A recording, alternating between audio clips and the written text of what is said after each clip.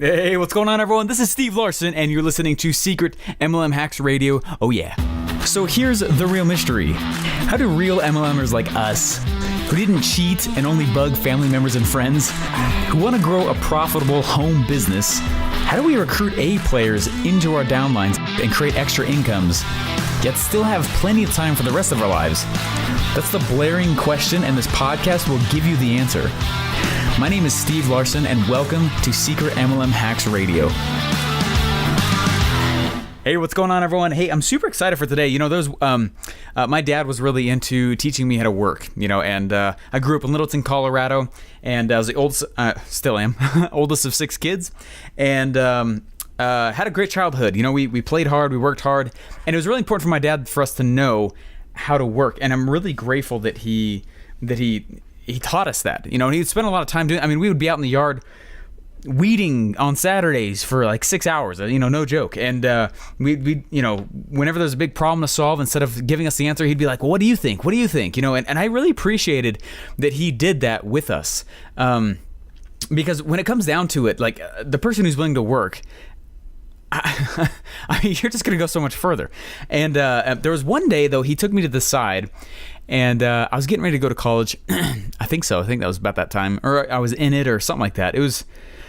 Regardless, it was a long time ago. And he said to me, you know what? You know, one of the reasons why, because it's not like we weren't like wealthy or anything like that, but we weren't certainly not struggling. Like my dad definitely knew how to provide, and it was awesome. We had a lot of awesome, fun family trips and memories and all those things, and it was really great. And I promise this ties right into network marketing. He taught me this lesson that has stuck with me for years.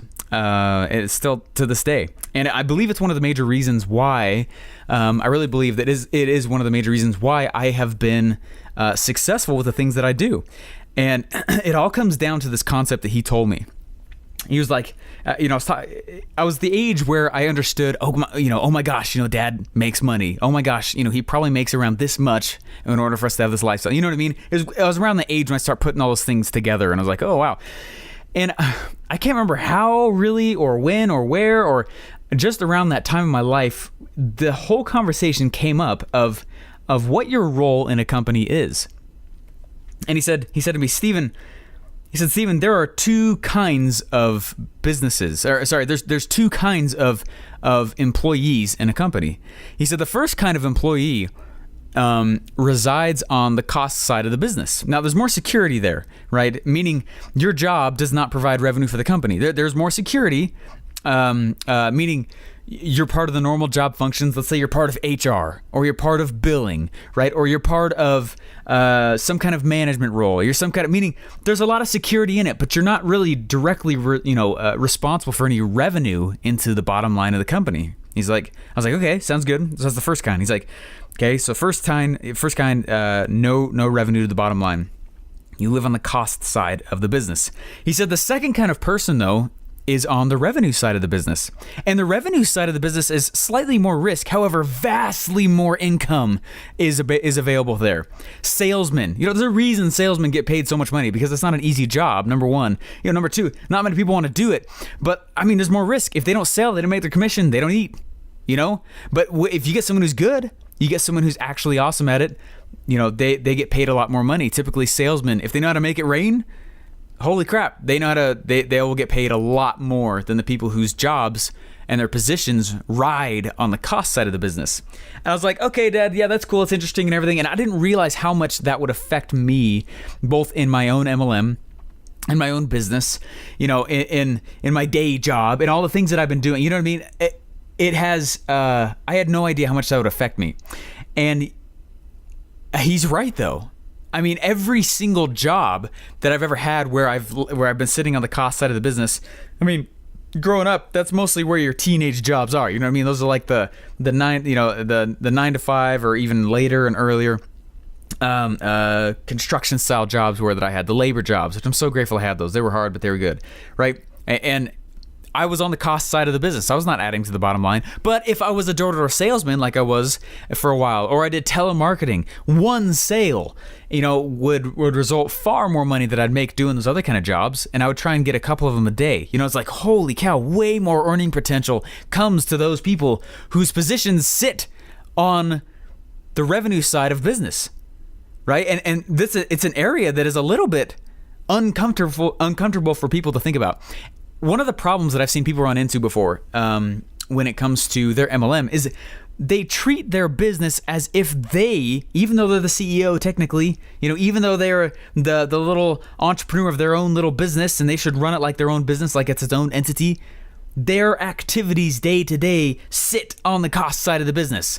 They go make dumb business cards. I don't have a business card. I should probably get one, but I don't know. Like, it doesn't, what kind of revenue can I measure from it? I've never been able to measure anything from it, so I don't make them. Right? I'm not saying you should or shouldn't, whatever, but I don't think you should. I think it's a distraction based activity. I think it's something to fool your brain into thinking that you're being, an achieving person, because you came up with a logo, maybe you bought a domain. It's like, cool, who'd you sell to? You know what I mean? And it's funny because every single time I've been in a position or a job where I've been able to go make a lot of money compared to the rest of the employees, there's a bit of a separation that begins to happen. Other people look at you and go, gosh, what are you doing? You're so freaking lucky, Larson. You're so lucky. It's like, no, I actually decided to take on a little bit more risk. So yes, while the person who brought you into your downline was right, you can have the lifestyle you want, working a few hours a day. You can have the lifestyle you want, but the reality is you need to understand that where you're sitting right now, you might actually, all the activities you're doing, they might be actually activities that are distracting you from being successful because you're not focusing on revenue generating activities only. Man, you outsource the rest of that stuff. Mostly the rest of the stuff doesn't even matter, right? I think I said in the last podcast that, an entrepreneur only has two roles. That is to innovate and market, and those are both revenue generating activities. But we all like to think that it takes more than that and it's more complicated and I got to have a domain set up and I've got to have all this stuff set up. And yes, all those things do matter. But at the end of the day, it means nothing to you, right? Those are cost activities on the business. And anyway, I've had these that just kind of run into my head the last little bit because I've had some people reach out to me and say, Steven, how do you set this up? Steven, how do you set that up? How do you get this going? I'm like, it's good you're asking those questions, but are you fooling yourself and thinking that thing you're trying to set up is the only way for you to make money? Because my first MLM, I literally went door to door down Main Street my first month. I recruited family, I recruited friends, I did it all the ways I hate doing it and I never do it anymore. This is almost 4 years ago now. But you don't need any of that stuff. I literally went down Main Street. I recruited 13 people my first month. Now, that's not a ton of people, but it's not a small amount of people either. It's not a short amount of people. It's not bad. The problem was the quality of the individual I was getting wasn't very good. So anyways, that's all I'd say real quick. This is kind of a faster episode, but just know that ask yourself when you wake up in the day, number one, hey, what am I doing that's actually a revenue generating activity? Is it recruiting somebody? Is it selling a product?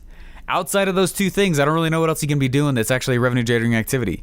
You as the entrepreneur have to be the expert in your business at the revenue generating activities. How do you expect to move forward and grow yourself and scale it and duplicate if you don't even know how to sell it?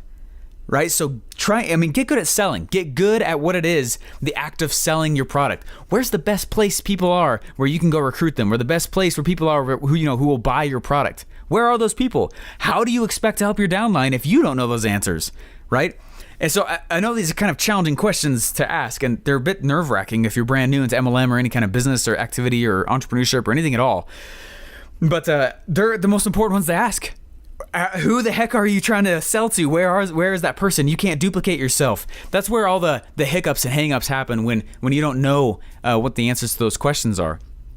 And so my advice to you would be that understand that for the first for the first few months, you should probably just realize and understand and be okay with the fact that you're not going to know how to sell it very well. And you honestly, most of it comes through bruises, of you trying to figure out how this thing works.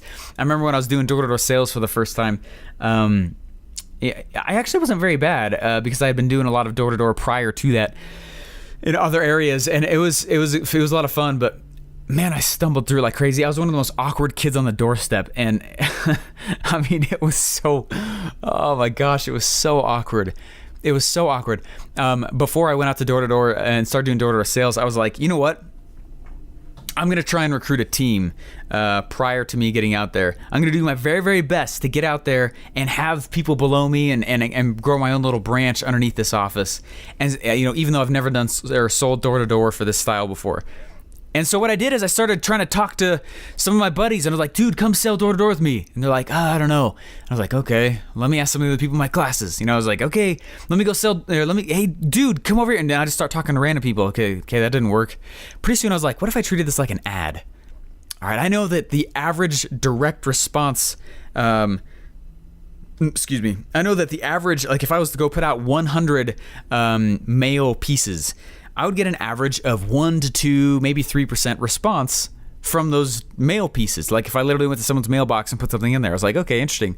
So if I wanted to recruit like 10 people, I would need to have, at least 1,000 little flyers out on people's doorsteps. So what I did is I went out and I actually wrote out this little flyer and I said, hey, come to this meeting, free pizza, all this stuff. There's my free little hook. There's my little pieces there and here. And I said, why don't you come on out? And what's so funny is I literally had a 1 to 2% response rate of people who showed up with that flyer. And I grew this little team and I got, 8. I don't think I think I hit 11, but a couple of them left early. But it was a great experience. And I was like, holy crap, that works. That was the marketing tactic that I chose in order to make this work. And then the next time someone came up to me and said, hey, how do you do this? I told them, I was like, honestly, I know it's totally kind of, it's a little bit ghetto to be honest, but I'm just printing these things out and I'm chopping them in half like with just a normal pair of scissors, and I just listen to podcasts and walk around apartments and drop these flyers on people's doors, and they come and they're like, are you kidding me? I was like, no, but it's way easier than me talking to people because I don't want to talk to anybody. That's just a little tactic I'm using. And they were like, oh my gosh, that's what I was using for door-to-door sales as far as recruiting a team and such. But anyway, the whole point is that you just got to know what those revenue generating activities are so that when somebody's excited and they're in the brand new zone of, oh my gosh, this is going to be a great experience. I'm so excited to be a part of this. Yes, thank you. Let me get into your downline. You will know exactly what activities they need to be doing first, because an individual who just barely joins, put yourself in their shoes. They're bright-eyed and bushy-tailed. They've got to have something to do.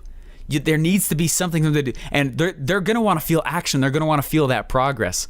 And the way they'll do it is by doing what they think means business. They'll go make a freaking business card. They'll spend forever putting a logo together and freelance it out to someone that, it's like none of the stuff that's actually going to grow their business or yours. So know what those things are. And if you don't know what those are yet, just get really obsessed over it for the next 2 or 3 weeks. And I guarantee you'll start to see patterns emerge. Oh my gosh, that did not work at all. Hey, check that out. That worked. I'm going to tell my downline to do that. You know what I mean? And those little things become marketing tools that you offer people as kind of bribes when they join your downline, because now you're different. Now you know what your marketing plan is. Now your team just became unique. Does that make sense? That's one of the secrets of you becoming duplicatable. That doesn't happen without you and your team having the culture of a very specific, very deliberate marketing plan. What are your rituals? What are the things that you do to market the MLM? Anyway, that's all I've got for you guys. Are you doing revenue generating activities, or are you living on the cost side of your own business? Guys, thanks so much. Talk to you next episode. Hey, thanks for listening. Please remember to subscribe and leave feedback. Would you like me to teach your own downline 5 simple MLM recruiting tips for free? If so, go download your free MLM Masters Pack by subscribing to this podcast at secretmlmhacksradio.com.